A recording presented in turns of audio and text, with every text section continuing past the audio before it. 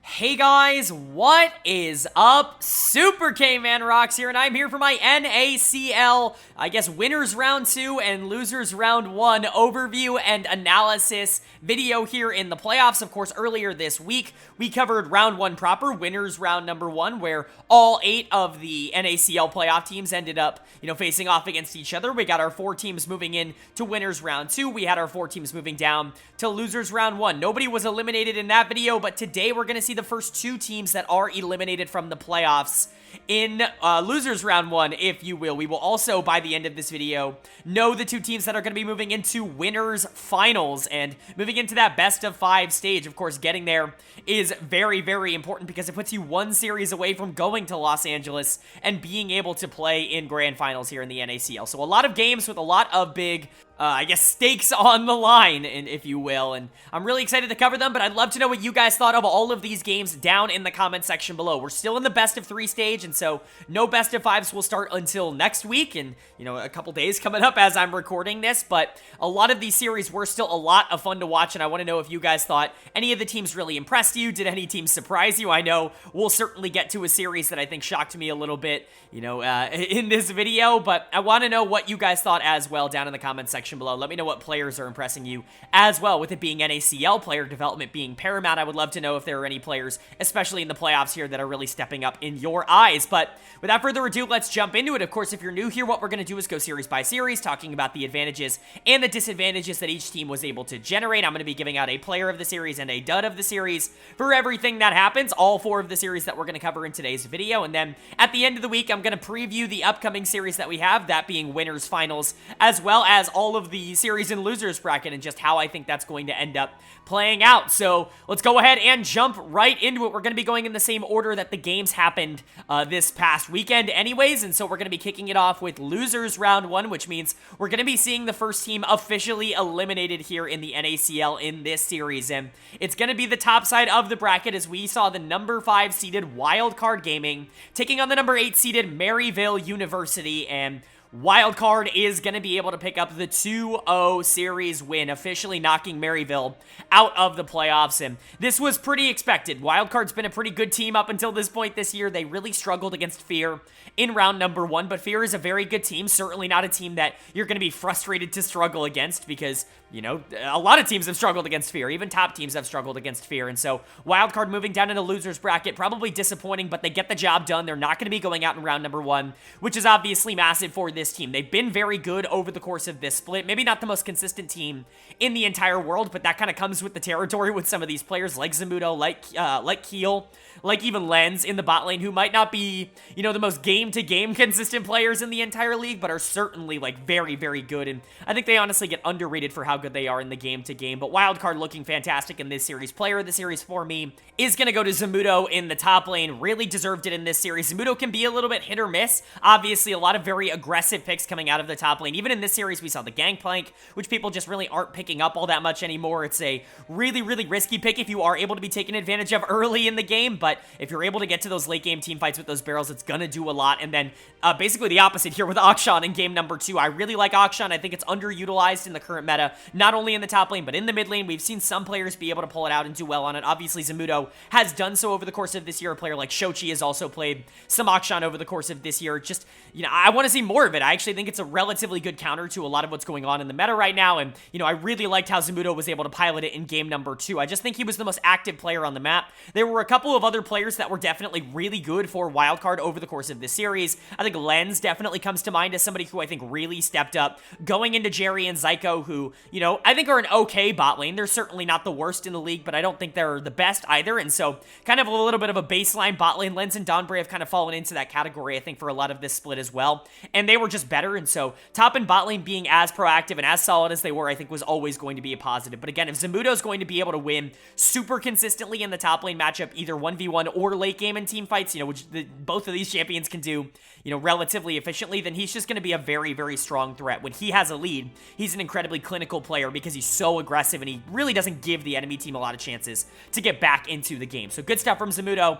Keel was just announced as the third place getter in Most Valuable Prospect this split, and I think he absolutely deserves it. Obviously, still anxiously awaiting numbers 2 and 1. I'm very curious to see what direction the broadcast is going to go with that, but Keel has been fantastic throughout this split for Wildcard. I have, talked about him so much on this channel up until this point. I've been very complimentary of what Keel has been able to do over the course of this split, and he was good in this series as well. We'll get to Odd Orange. He definitely tried his best in game number 2 on the Kindred to keep things interesting and spicy, but I still think Keel was pretty good. I think that Viego could have used a little bit of work in game 2, but the Sedge in game 1 was really solid, and he controlled tempo. Like I said, Lenz and Donbray were solid. Saligo was really good in the mid lane matchup. He was much better than Get Back, but that's not really a surprise. All Saligo does is play well. He's a really, really good player at this level. Maybe not someone who's ever going to stand out and be one of the best mid laners, and might not be the most consistent going up against like the best mid laners in the entire league, but you need him to be solid in a playoff series against a mid laner that isn't quite as experienced and has had some ups and downs over the course of this split. He is going to do that,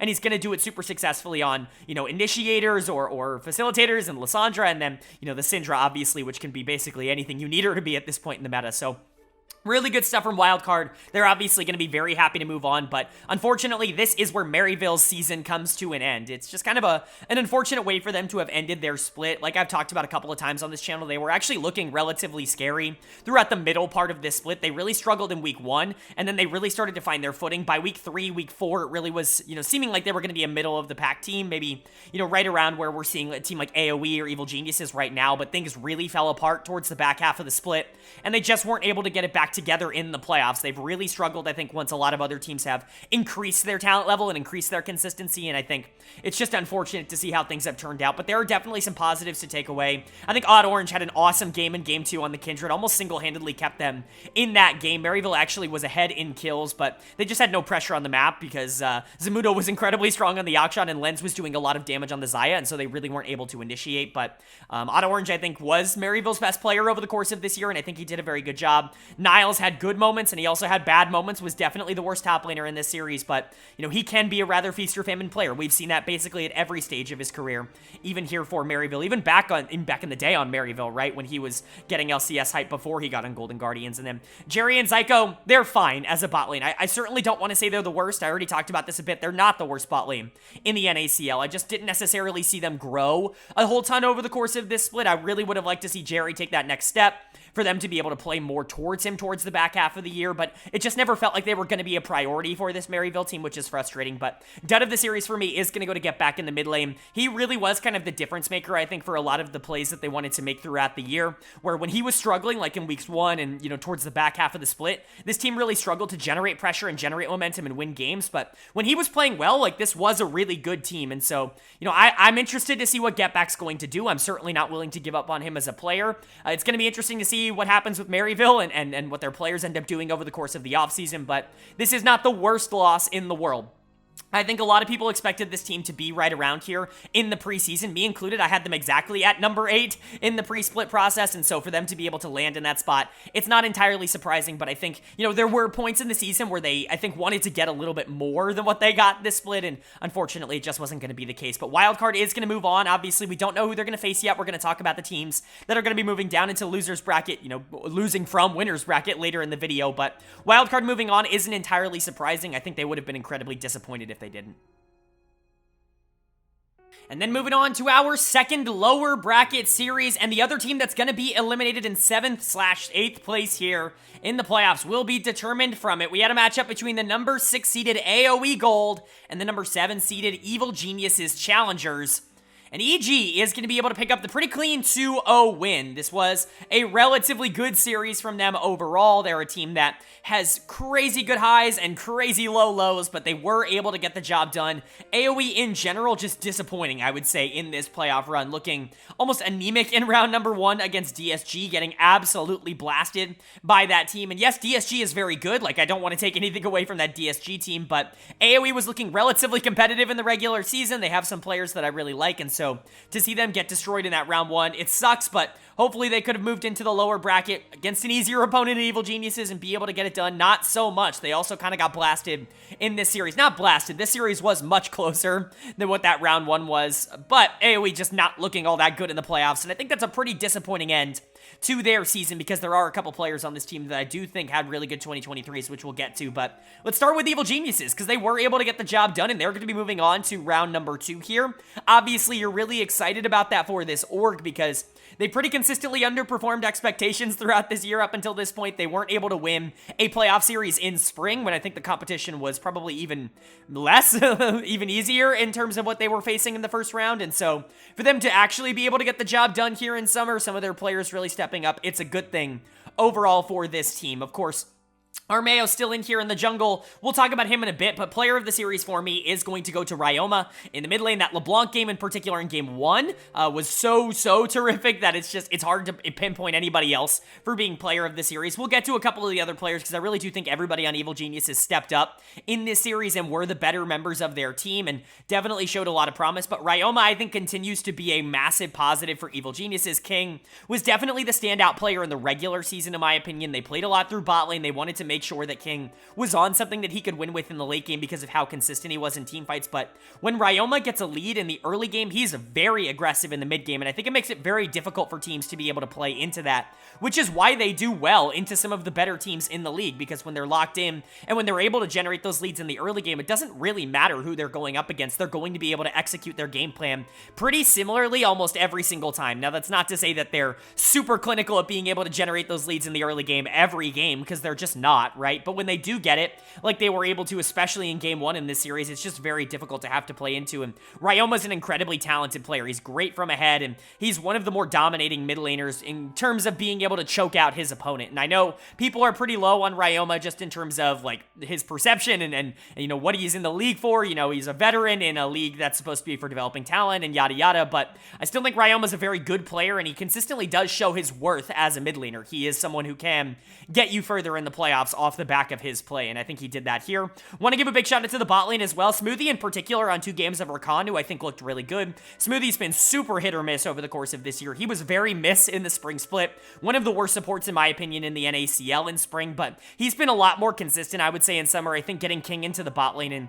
just having that consistency, you know, from an AD carry has helped him out a lot. It's allowed him to be a little bit more aggressive in the mid game, trying to make plays, trying to team fight a little bit easier. I think this team in general is just better, and so I think Smoothie's plays are looking a little bit better just in general, but I think Smoothie was good in this series, was definitely probably the best player in the bot lane. King was fine too. I certainly don't want to take anything away from King, but Smoothie, I think, I noticed Smoothie a bit more, I would say, across the series. I'm still super high on Surdy. I think he's a crazy good player and is crazy underrated. I think, you know, we're going to be talking about him in a year as one of the best top laners at this level. Someone who, you know, might get an LCS promotion very soon.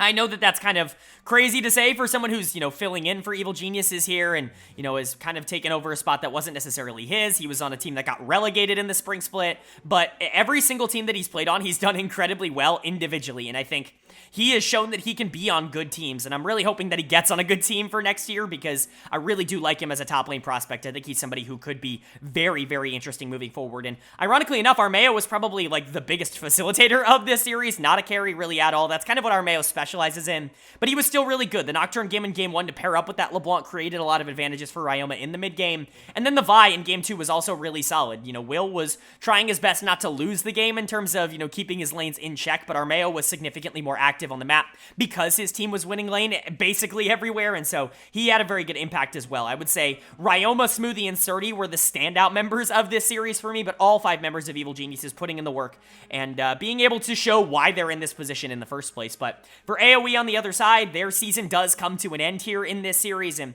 it's frustrating because there are a couple players on this team that are definitely better than a round 1 exit, a 7th, 8th exit in playoffs. I think Will in particular is just so crazy good, and while he wasn't perfect this series, I do think he's shown over the course of, you know, not only this split, but his entire career here in Tier 2, that he is someone that needs to be looked at for an LCS spot. He really is good enough to at least be getting tryouts and to at the very least be on a top tier NACL team. He's one of the top 2 to 3 junglers in the NACL very consistently, and he did it again here. I think another positive, honestly, maybe surprisingly to some people, was Concept in the top lane. I know he died a lot this series, but he was playing super aggro, and he was on Rumble, and he was making plays on Rumble. He was trying to stay active. He was trying to stay aggressive. He was the one that was actually creating, I would say, the most for AoE. Now, a couple of those plays came at the expense of, consistency and ended up costing them in the long run, but I would much rather him be making plays like this than some of the plays that he was making over the course of the regular season. I've been pretty low on Concept, and I thought Surdy definitely would have been, much better in terms of top lane in this matchup, but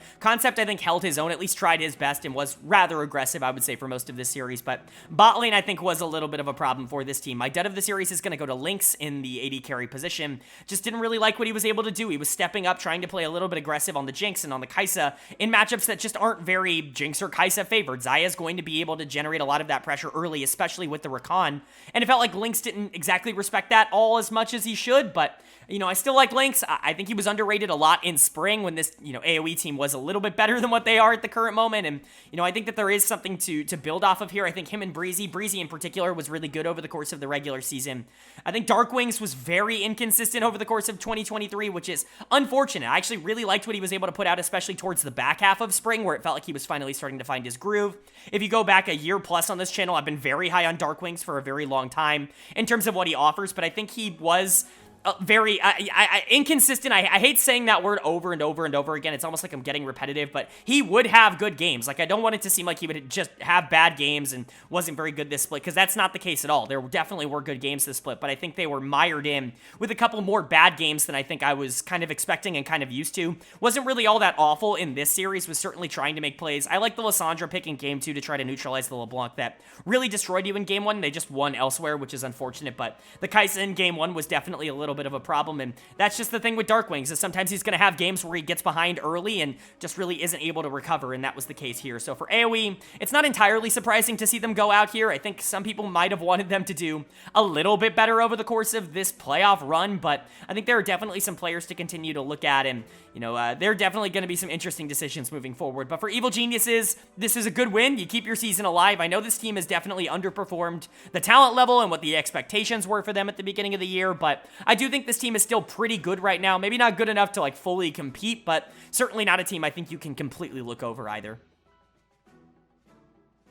And now that we've wrapped up our lower bracket coverage here, the two teams that have firstly been eliminated from the NACL playoffs and the two teams that are moving on to round number 2, it's time to get to round number 2 proper with winners round number 2. Of course, in these two series, we're not only going to find out the two teams that are moving on to winners finals, but the two teams that will be playing the two teams we covered earlier. Hope that wasn't confusing. It was when I said it out loud, but you guys know what I'm talking about. You guys watch the NACL. That's why you're in this video. But let's go ahead and start coverage on those games. Of course, we get to kick it off with our top seed, and with what was probably one of the more fun series to watch this weekend. We had a matchup between the number 1 seeded Team Liquid Challengers and the number 4 seeded Cincinnati Fear. That Fear is going to be able to take in a 2-0 upset here. I don't think a lot of people saw this coming. I think I definitely saw Fear being able to compete in this series and being able to kind of ruffle TL's feathers, if you will, but TL looked so clinical in basically every single game that they played in this split. They were so good at the beginning of the split. Now, to their credit, they did get significantly less clinical when Harry came in. Not because I think Harry is a worse player by any means. Harry's individual talent has absolutely shown through here at the NACL level, but introducing a new mid laner into a team that already has an established dynamic is just going to be a little bit more difficult, in that sense. And they were dropping games in the regular season because of it, more so at the very least than what they were doing. Before that, they were going 1-1 in some series instead of 2-0ing everybody in the league. But, Team Liquid was still everybody's favorite going into playoffs. And I think mine included, this team looked very stacked. And so to see Fear just kind of show up, pick all the things they're very good at, and be able to win 2-0 rather cleanly, it's just really, really impressive stuff from a Fear team that I think we just have to be done underestimating, right? They are one of the best teams in the NACL, if not the best team at the current moment. They're certainly playing at a very high level, and they just took down the number 1 seed. And so let's go ahead and talk about it. Player of the series for me is going to go to Perry in the jungle. Fantastic series. The Sejuani obviously really works for the Cincinnati Fear team, but having such a consistent way to set up a lot of the plays that Fear wants to go for, especially with a lot of the aggressive comps that they wanted to have here. Philip has been really good on the Renekton, and Sejuani definitely works with that both early and especially late game in my opinion. But Shochi being able to pull out things like the Zed, and the Kai'Sa being able able to play a lot more for the carry potential throughout this series, if you will. Manui playing things like the Ziggs and the Vigar to kind of complement that play style. You just give yourself so many options in terms of how you want to play the early to mid game, and I think they executed on it well. I think Perry is a great, supportive, facilitative type of jungler. Obviously, he can carry as well. We've seen that over the course of this split with things like the Kindred, but the Sedge absolutely works in that same vein, and I think Perry executed it well. I think Perry in general is a player that has proven pretty consistently that he deserves to be amongst the best junglers in the NACL. Of course, his resume kind of speaks for itself. Was added onto that Dignitas team, last year and got second place in Proving Grounds in summer, goes on to Fear this split. Not really a ton of expectations. They finished 4th in the spring split, upsetting a lot of people, including FlyQuest in the spring playoffs. And then this split, they're guaranteed top 3 now with this win moving into winners finals. And Perry's been a big part of all of those teams. And so, at one point, do we start talking about LCS? I know I've mentioned it on this channel before, but he's just a really, really good player, and it feels like he has proven, without really a shadow of a doubt up until this point, that he can play into anybody. Mir has been generally untouchable in terms of pathing in the early game by a lot of different teams. He's so consistently ahead of basically everybody that he runs into just because he knows exactly where he needs to put pressure in every single draft, and Perry was just better than him this series, which is super, super, important, and it's a great encouraging sign that he is one of, if not the best jungler in the NACL. And then speaking of one of the best players in their positions, Shochi with another really good series here gets to pull out some of his picks that he's been able to play over the course of this year up until this point. The Zed, obviously something that they've consistently gone to. Love to watch Zed in pro play. It's pretty crazy to see that thing work as consistently as it does. I'm not a huge fan of Zed as a pick, as a mid lane player myself, but I do think that it was really, really fun to watch in game number 1. Shochi obviously doing a great job, but the Kaisa, I think, really fits into what Fear's playstyle wants to be. They really like putting their eggs in Shochi's basket towards the back half of games. They rely on him a lot in terms of these 3v3 mid-game skirmishes to translate, a lot of big leads, or at least that's what they've done in recent weeks, and I think Kaisa definitely plays into that idea really well. Shochi obviously continues to just be really good. Going into a player like Harry, Harry's not a pushover by any means. His mechanical prowess has absolutely shined through in the NACL. Have been very complimentary of what he's been able to do at this level, and Shochi was just as good. Manui consistently being able to pull out picks like the Ziggs and the Vigar helps Fear so much, and his lane consistency has improved so much. Going into Arrow and Kim down, that's not an easy lane matchup to go into, I should say, at all. Kalista, Xayah, these are tough matchups to have to play into consistently, but the Ziggs and Vigar give you a little bit of that stability, and Manui, I think, played it well. JJ's awesome. I think he's really started to unlock the aggression that I really wanted to see out of him. This is what he showed a lot on Dignitas back in the day, even on like FlyQuest back in the day, was this ability and desire to go and make plays on engagers like this, especially with things like the Ziggs and the Vigar, that are going to be not only able to follow up, but are going to be fine if you do, as Alistar, go and try to make plays with your jungler. Like this idea. Philip has been great on the Renekton. This is a pick that I think really has worked for Fear.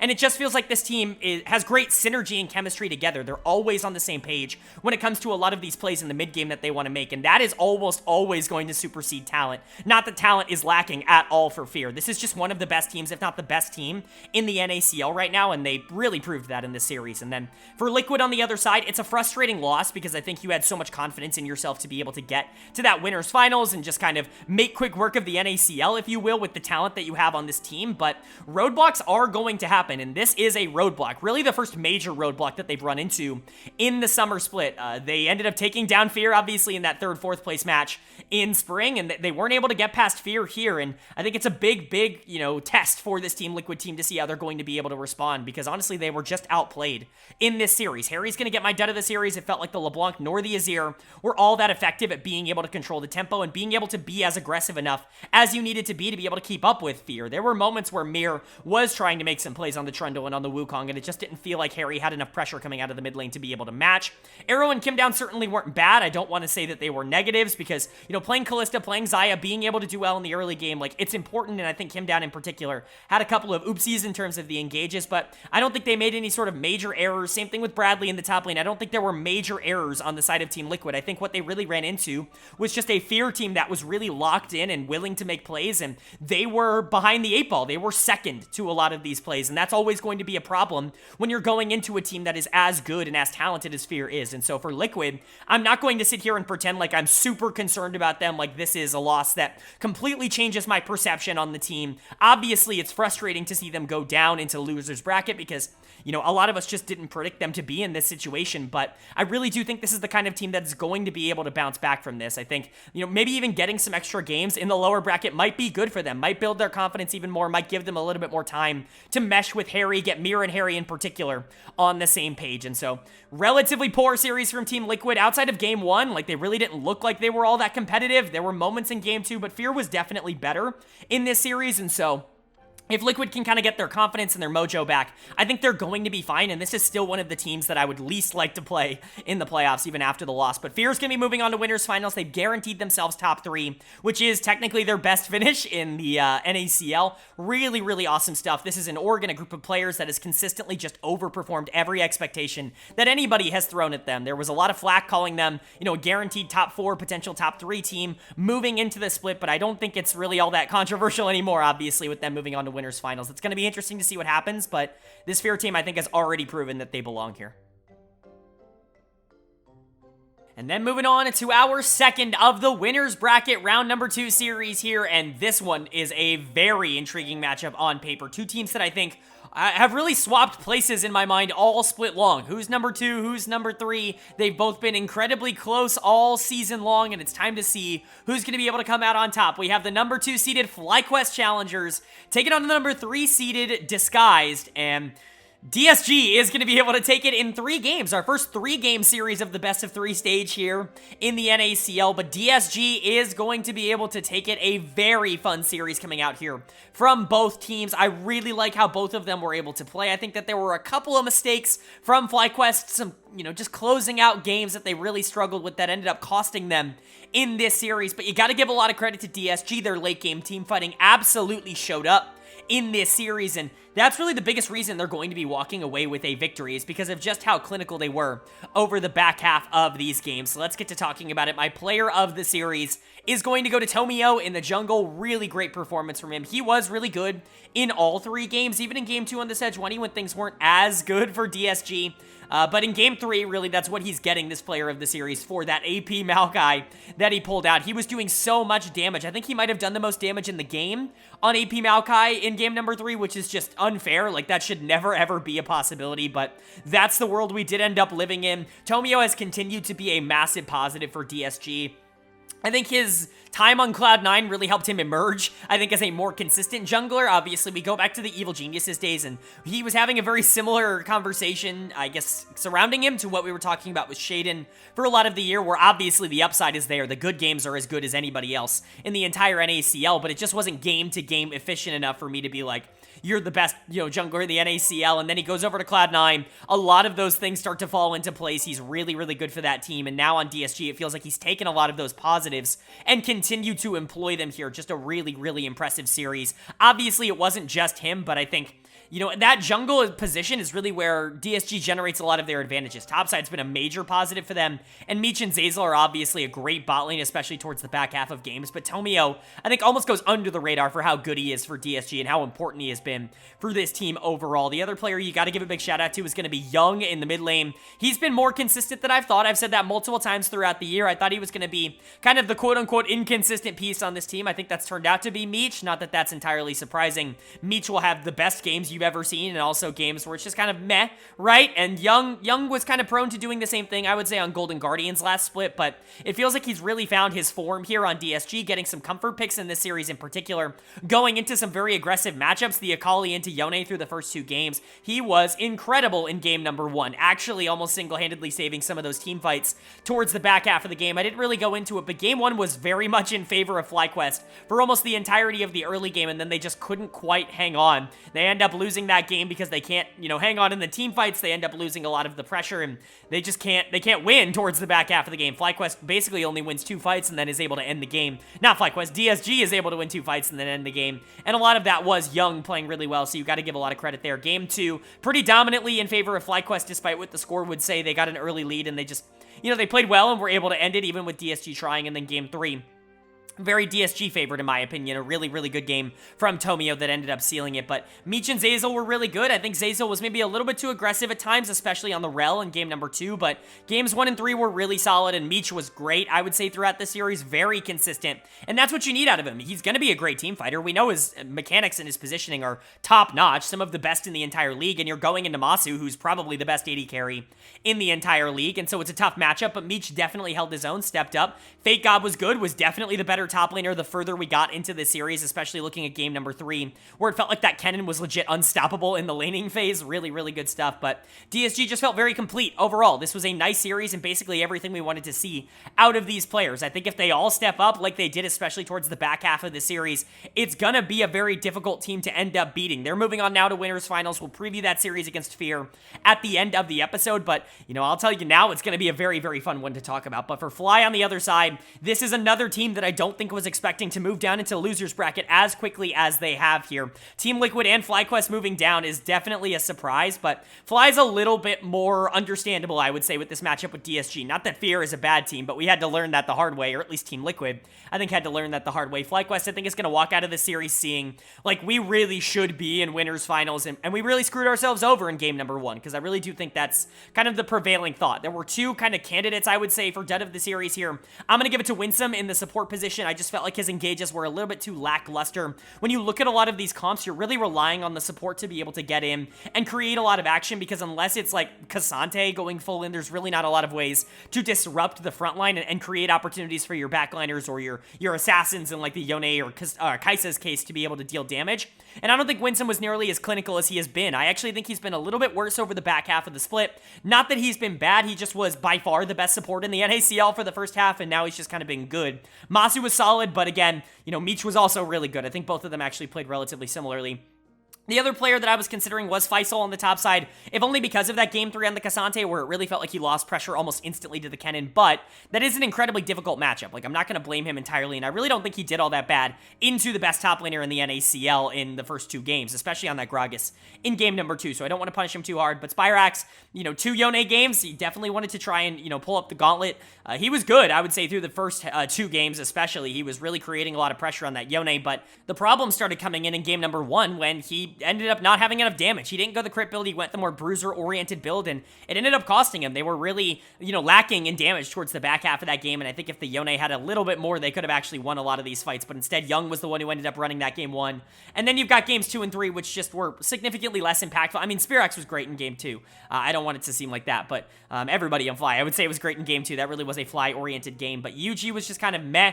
Good on some of the engagers, especially the Maokai in game 2. That champion just feels so strong in the hands of good players like both of these junglers are, but Fly was narrowly, moving on in this series. The point is that they really should probably be in winners finals, at least in their eyes. I can understand how that could be the takeaway from this series for them. I could see them saying, okay, this was, just a bump in the road, and we've now got to collect ourselves and get back to where we should be, which is the finals. And I could absolutely still see this team as a finals team. I'm not, very similar to what I said for Team Liquid, I'm not going to overreact to them losing a series to a very good team, especially in FlyQuest's case, where they really did have control of this series for quite a bit. And so for them, I'm really just hoping to see some mental recovery and mental recuperation and making sure that they can get back on the right track, because we know this team is talented enough.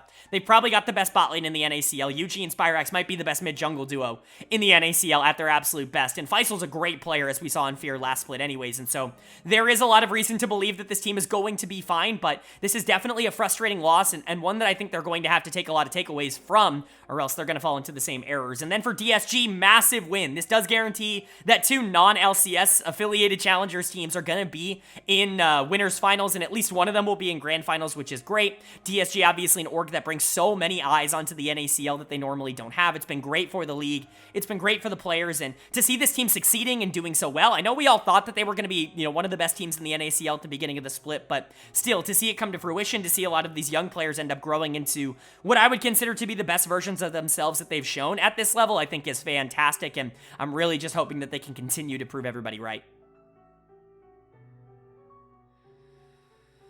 All right, but that is going to do it for my NACL Round 2 overview and analysis video. Do hope you guys enjoyed. Up on your screen now is going to be the updated NACL playoff picture and bracket. Really excited to cover our 3 series, and we're actually going to be covering 4, maybe 5 series in the next video, depending on how the schedule ends up working out. And I'm excited to cover the ones that we know of now, starting, of course, with our winners finals. Let's kick it off with that one. Fear taking on DSG. Man, am I excited for this series. These might be the 2 hottest teams in the NACL right now. They're meeting in winners finals for a reason, and one of them will be punching their ticket to LA. I think it's going to be an incredibly close series. I think Perry, Shochi, Manui, JJ, Phillip, they all can go up against anybody. They've proven that at this point.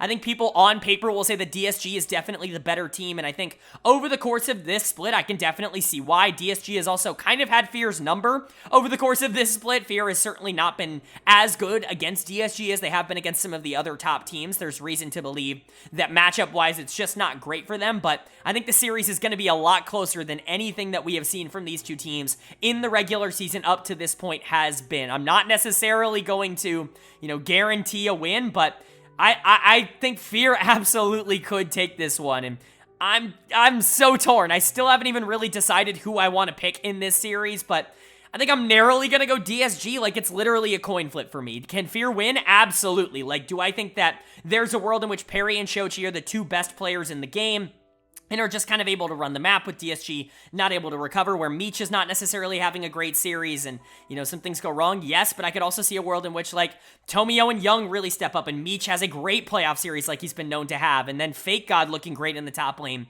I could see both happening. I really consider this a 50-50 push, whichever way you want to go. I think both teams are hot right now, and I think whoever wins this is in a great spot because they get a lot of time off and they get to see how the rest of the teams are playing, and I think that could be a big advantage. But then we move down to the lower bracket, starting with FlyQuest versus Wildcard. I actually think this is a really intriguing matchup. Keel is really good, and Saligo doesn't necessarily lose, and so a lot of the advantages that FlyQuest has been able to generate through jungle mid a lot of this year might not be as readily available, and then you've got a matchup like Zamudo and Sufaisal that could be actually in favor of Wildcard in terms of current form, but I think the big factor that pushes me for FlyQuest is the bot lane. I think bot lane is just super FlyQuest favored in this one. Masu and Winsome are just so crazy good at their best, and I think they will be able to take down Wildcard. I've got FlyQuest in that one, and then you've got Team Liquid versus Evil Geniuses.